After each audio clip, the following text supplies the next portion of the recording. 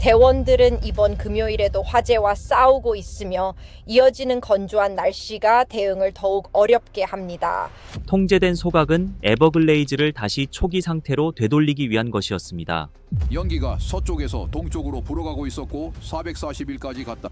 그런데 연기가 옅어졌을 때 작업자들은 탁 트인 재 위에 두껍게 또아리를 튼 긴 몸체를 보았습니다. 처음으로 모습을 드러낸 매복 포식자였습니다. 어제부터 거의 2배로 커졌어요. 그 불타버린 아침 한 번의 순간에 사라졌던 야생동물의 이유가 마침내 드러났고 복원이라는 말은 이제 질문처럼 들리기 시작했습니다. 첫 번째 경고는 극적이지 않았습니다. 늪지에서는 부재가 좀처럼 소리를 내지 않기 때문입니다. 사냥꾼들과 에어보트 가이드들은 이상할 정도로 텅 빈 느낌의 습지를 이야기했습니다.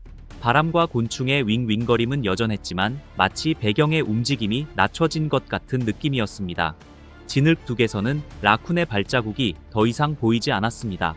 마시레빗은 토풀 사이를 번쩍이며 달려가던 모습이 사라졌습니다. 물새들은 웅덩이 위에서 더 오래 머물기 시작했습니다. 생물학자들은 이런 이야기들을 도로 조사와 야간 조명 관찰 조사와 대조했고 같은 패턴이 플로리다 남부 전역에서 반복해서 나타났습니다. 버마 비단뱀은 한 번의 물결처럼 에버글레이즈로 밀려온 것이 아니었습니다. 그것들은 시야의 가장자리에서 번지는 그림자처럼 확장되었습니다. 운하를 따라 미끄러지듯 이동하고 식생 매트 아래로 사라지고 한때 포유류들이 늘 지나가던 길 옆에서 기다렸습니다. 먹잇감이 줄어들자 뱀들은 움직임을 바꾸었습니다. 매주 조금씩 이어진 손실은 서서히 진행되어 쉽게 무시되었고 결국 아무도 그것이 현실이라고 합의하기도 전에 생태계는 임계점을 넘어버렸습니다. 이 이야기가 전국적으로 알려졌을 때쯤 에버글레이즈는 이미 되돌리기 어려운 방식으로 변해 있었습니다. 그 이유를 보려면 비단뱀이 플로리다로 들어온 길 그리고 그 문을 열어준 인간의 선택을 따라가야 합니다. 침입은 늪이 아니라 시장에서 시작되었습니다. 20세기 후반 내내 갓 부화한 개체들이 이국적인 반려동물 시장을 위해 수입되고 번식되었으며 유리 뒤에서는 무해해 보이는 관리하기 쉬운 어린 개체로 판매되었습니다. 많은 주인들은 자신이 무엇을 사는지 제대로 이해하지 못했습니다. 길이가 4m가 넘게 자라고 수십 년을 살며 특수한 사육시설과 관리가 필요한 뱀이었습니다. 비용은 올라가고 우리 공간은 좁아지자 일부는 의도적으로 풀려났습니다. 다른 개체들은 폭풍, 이사 또는 부주의한 취급 중에 탈출했습니다. 처음에는 이것이 위기처럼 들리지 않았습니다. 시간이 지나면서 그것은 실제 위기가 되었습니다. 에버글레이즈에서 야생 버마 비단뱀이 확인된 가장 이른 기록은 1979년으로 이후 침입 연대를 정리할 때 기준점이 되었습니다. 수년 동안 목격은 산발적으로 이어졌고 이는 계절성 한파가 남아있는 습지에서 이 동물들이 실제로 정착할 수는 없다는 믿음을 강화했습니다. 그 믿음은 1990년대 보고가 늘어나고 생물학자들이 단순한 생존이 아니라 번식의 증거를 발견하면서 무너졌습니다. 2000년대 초가 되자 연구팀은 더 많은 포획 사례, 더 많은 로드킬, 그리고 이 지역을 잘 아는 사람들로부터 더 신뢰할 만한 목격담을 기록하기 시작했습니다. 그리고 분위기를 바꾼 한 장의 이미지가 등장했습니다. 2005년 널리 공유된 한 사진에는 악어를 삼키려다 실패한 비단뱀이 담겨 있었습니다.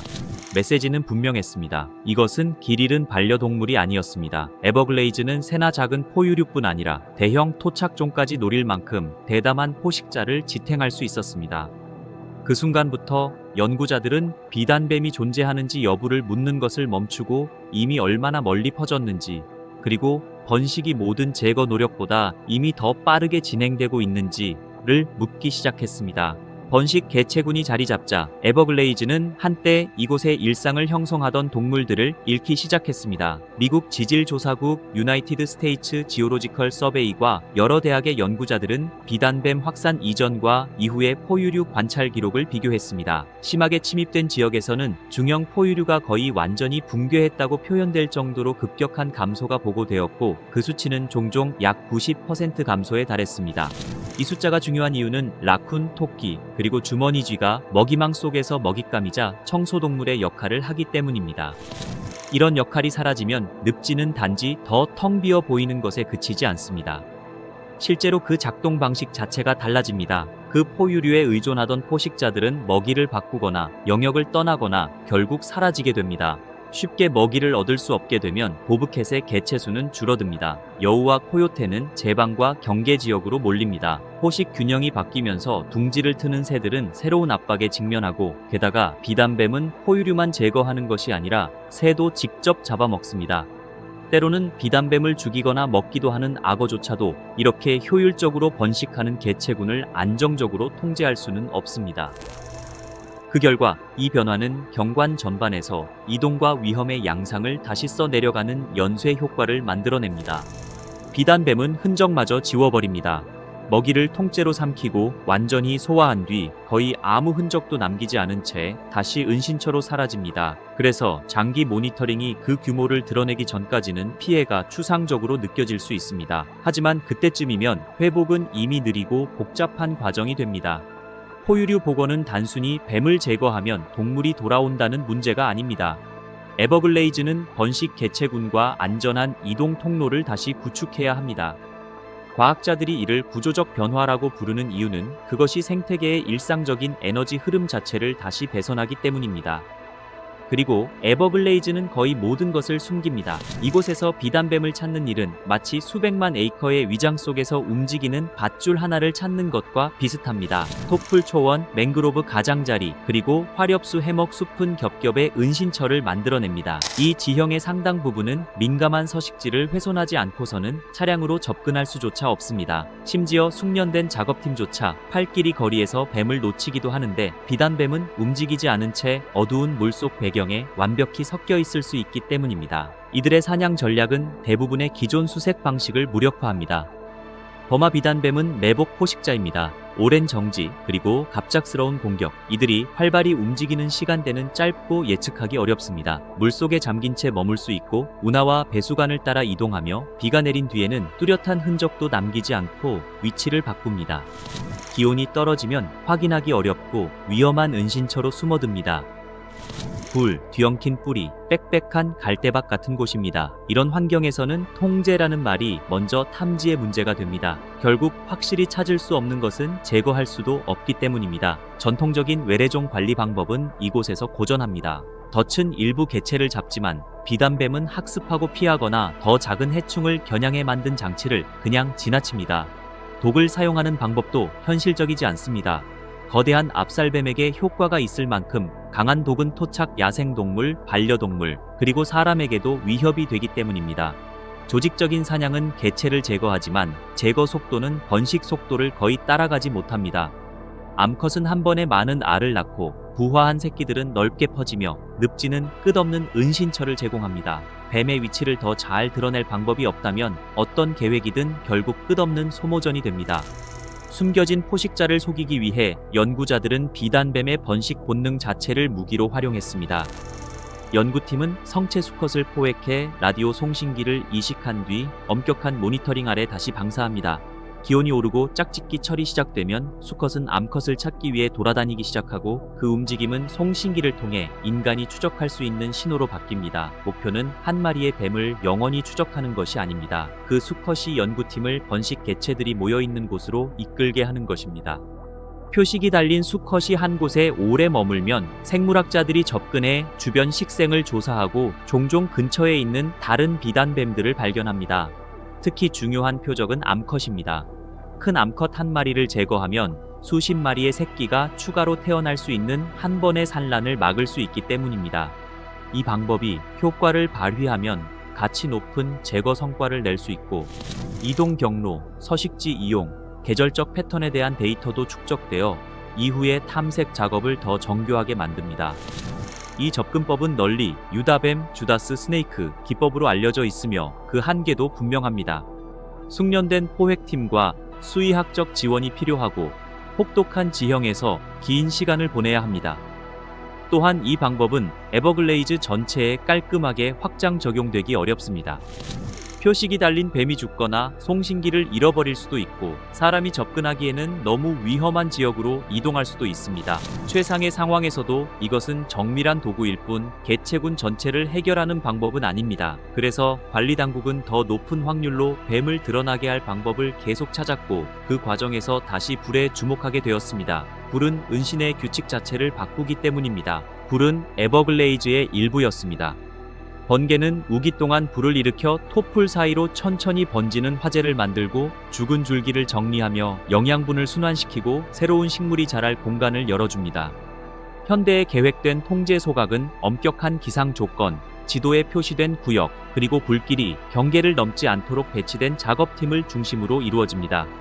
2018년에 한 대규모 소각 이후 검게 탄 초원을 조사하던 생물학자들은 은신처가 사라진 자리에서 유난히 많은 비단뱀 사체가 드러나 있는 것을 보고했습니다. 누구도 이것을 해결책이라고 보지는 않았습니다. 하지만 한 가지 중요한 사실을 보여주었습니다. 불은 평소에는 보이지 않던 뱀을 드러나게 할 수 있고 때로는 탈출하지 못한 개체를 죽이기도 한다는 점입니다. 그 작동 방식은 단순합니다. 연기와 열은 비단뱀이 가진 은폐의 이점을 벗겨냅니다. 버마 비단뱀은 변온동물이며 종종 식생 매트나 얕은 굴 속에 숨어 지내는데 불이 번지면 이런 곳이 함정이 될 수 있습니다. 짙은 연기는 방향 감각을 흐리게 만들고 복사열은 뱀을 열린 공간으로 밀어내어 마침내 작업팀이 발견할 수 있게 만듭니다. 화염 전선 근처에서는 지표면 온도가 537.78도씨를 넘기도 하며 이는 대형 파충류에게 치명적인 수준입니다. 관리 당국에게 중요한 것은 바로 가시성입니다. 성체 한 마리를 제거할 때마다 미래의 번식 압력이 줄어들기 때문입니다. 하지만 불은 표적을 가리지 않습니다. 외래종 압살뱀을 드러내는 소각은 동시에 빠르게 도망치지 못하는 토착 파충류, 양서류, 그리고 작은 포유류에게도 피해를 줄 수 있습니다. 관리 당국은 특히 비슷한 은신처를 공유하는 보호종을 고려해 비표적 피해를 신중히 따져야 합니다. 또한 한 구역의 소각이 도움이 되더라도 규모의 불일치는 여전히 큽니다. 비단뱀은 매우 넓은 지역에 분포하지만 하나의 소각 구역은 그중 일부에 불과하기 때문입니다. 그래서 많은 연구자들은 불을 보조 수단으로 보며 소각 직후 신속한 수색과 함께 사용할 때 가장 효과적이라고 말합니다. 완전한 근절이 현실적으로 어렵기 때문에 대부분의 생물학자들은 이제 목표를 억제와 확산 방지로 정의합니다. 회복이 가능한 지역에서는 밀도를 낮추고 새로운 유역으로의 확산을 막는 것입니다. 이를 위해서는 더 이른 단계에서의 탐지가 필요합니다. 번식 개체군이 자리 잡기 전에 뱀을 찾아내는 것입니다. 그리고 바로 그 지점에서 새로운 모니터링 방법이 중요해집니다. 가장 유망한 방법 중 하나는 환경 DNA, 즉 eDNA입니다. 생물은 물과 토양 속에 미량의 유전 물질을 남깁니다. 연구팀은 운하와 습지에서 시료를 채취해 비단뱀 DNA가 있는지 검사하고 직접 뱀을 보지 못했더라도 잠재적인 집중 지역을 표시합니다. 이 DNA만으로 비단뱀을 제거할 수는 없지만 작업팀의 이동을 안내하고 조기 경보를 강화하며 비어있는 서식지를 헛되이 수색하는 시간을 줄일 수 있습니다. 원격 추적, 계약 사냥 프로그램, 그리고 전략적 소각과 결합되면 이 방법은 포위망을 점점 더 촘촘하게 만듭니다. 정책도 변화했습니다. 이번 침입은 이국적인 반려동물 거래가 얼마나 빠르게 생태계 피해로 이어질 수 있는지를 드러냈기 때문입니다. 2012년 미국 어류 및 야생동물국 유나이티드 스테이츠 피시 앤드 와일드 라이프 서비스은 레이시 액트에 따라 버마 비단뱀을 유해 야생동물로 지정해 수입과 주간 운송을 제한했습니다. 하지만 규제만으로는 이미 야생에서 번식하고 있는 개체군을 없앨 수 없습니다. 앞으로의 결과는 자금 지원, 더 나은 탐지 기술, 그리고 솔직한 정보 전달에 달려 있습니다. 결국 에버글레이즈는 단순하지만 값비싼 교훈을 들려줍니다. 결과는 조용히 찾아오지만 한번 시작되면 되돌리기 매우 어렵다는 것입니다. 인간의 선택으로 풀려난 포식자는 이제 인간에게 불완전한 도구와 계산된 위험 사이에서 해마다 선택을 하도록 강요하고 있습니다. 늪지는 인간의 일정에 맞춰 스스로를 다시 초기화하지 않기 때문입니다. 그리고 이 싸움은 단 하나의 완벽한 방법으로 끝나지 않을 것입니다. 회복은 침입에 계속 압력을 가하는 수많은 작은 결정들로 이루어집니다. 제거되는 비단뱀 한 마리는 라쿤, 토끼, 그리고 새들이 돌아올 수 있는 공간을 조금씩 되찾게 합니다. 숨겨진 또아리를 드러내는 한 번의 소각은 때로는 힘보다 가시성이 더 강력할 수 있다는 사실을 보여줍니다. 이런 조사와 이야기를 더 보고 싶다면 아노멀리 리포트를 구독하세요. 자연이 스스로 만들어낼 수 없는 도구 중 하나가 바로 우리의 관심이기 때문입니다.